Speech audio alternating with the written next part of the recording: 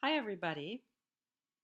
I decided to add another video to our collection and put it in the assignments as a way of reflecting on your posts from last week on Yom HaShoah and the posts so far from this week and some of my thoughts about Yom HaZikaron and Yom HaAtzmaut in the context of Jewish education and the Jewish calendar and what it means to have three new holy days or holidays or commemorative days added to the ancient cycle of our people. In reading the Yom HaShoah posts, I did pick up that there was a tension for some of you between this new day, where it falls in the calendar, and whether it really, quote unquote, fits or belongs in the rhythm and rituals of the period of time that was selected by the Knesset. And also, how do we commemorate something as vast as genocide?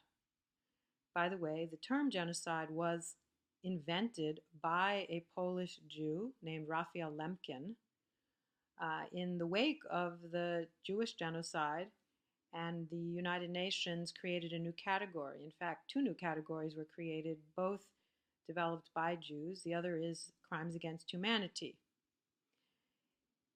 What I would like to ask you to think about is, how do we as a people confront, heal, acknowledge through the calendar what it means to have gone through a genocide? There are no easy answers. I understand the arguments in favor of adding this commemorative experience to Tisha B'Av, and I've gone back and forth, but I've actually decided against it because I think that there is something qualitatively different in what happened in the Shoah than in previous destructions. However, I'm always open for conversation about it. I also think we don't know what to do with this ritual. It's still something very much in the making, and I do believe that Jewish educators have contributions to make. As we transition this week into thinking about Yom HaZikaron and Yom HaAtzmaut, one of the big questions is also the relationship of Israel to Jews who live outside of Israel. I've started to feel that calling Jews who live outside of Israel diaspora Jews may not be a very helpful terminology anymore.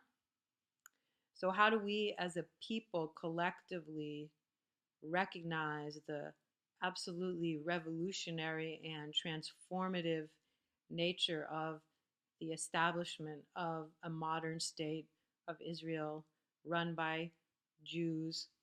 And also not to forget that although it is described as a Jewish state, 20% or perhaps even more of the population are not Jews. And what does that mean for us in terms of our calendar and recognizing things that are internal to the experience of the Jewish people and yet include within the borders of this political sovereign state lots of people who feel victimized by the state of Israel and its creation, and even those who may have feelings of deep ambivalence within the Jewish people around how to move forward with regard to Jews having political power and sovereignty. Whether or not these are constituted as holy days, by holy having some sense of sanctity to them, and what does that mean in our era and for our time? These are all questions that educators need to also weigh in on in order to help frame the questions, address the problems, figure out the creative solutions that are also ones that help us to live our Judaism with a sense of meaning and a sense of hope into the future.